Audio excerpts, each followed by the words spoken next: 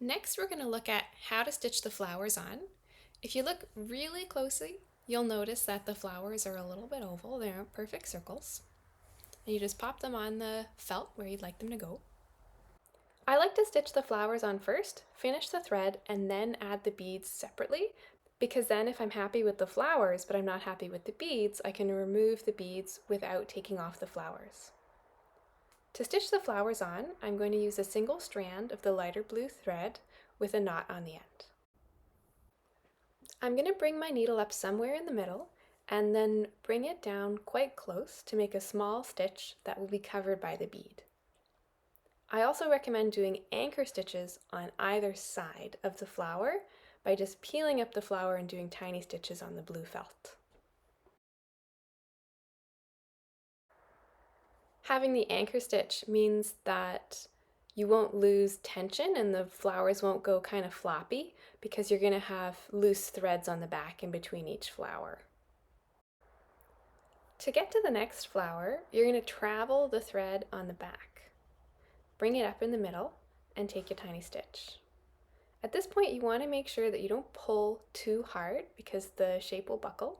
So just hold the felt flat as you're stitching, and that will keep everything in place.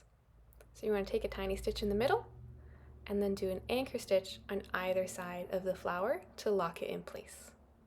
Then you're going to repeat that process with all the flowers in your design. Once you've added all the flowers, you're going to tie off the thread on the back before starting the beads. And that's so that if for whatever reason you want to redo the beads, you can cut the thread and you won't undo the flowers that you've just stitched on. So to add the beads on, if your bead has different shapes, you kind of want to decide, do you want it to point up and down? Do you want it to go sideways? Kind of think about which direction you want your bead to go.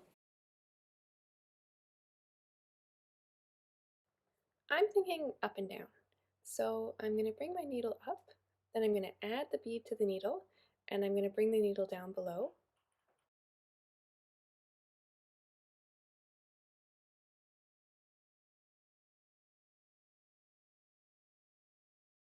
And again, I'm going to do an anchor stitch. This locks the bead in place and keeps it from losing tension and dangling off the fabric. So then now that's locked, and I'll do the same with this one. But I've actually decided I don't know if I want the beads to go all in the same direction because they have kind of a different shine to them. So I think I'm going to take that off, and this time I'm going to do it sideways so that it has a bit more sparkle.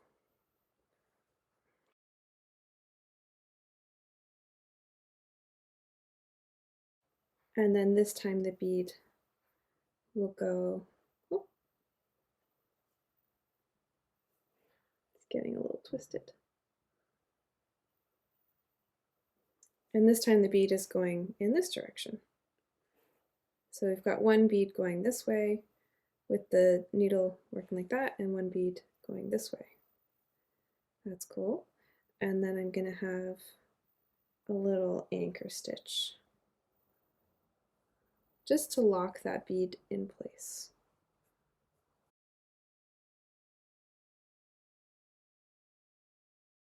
And now each bead is kind of going in a different direction, so it's extra shiny. Then I'm going to anchor this. See how if you don't anchor it, it starts to kind of get too loose? So I'm going to do a small little anchoring stitch here.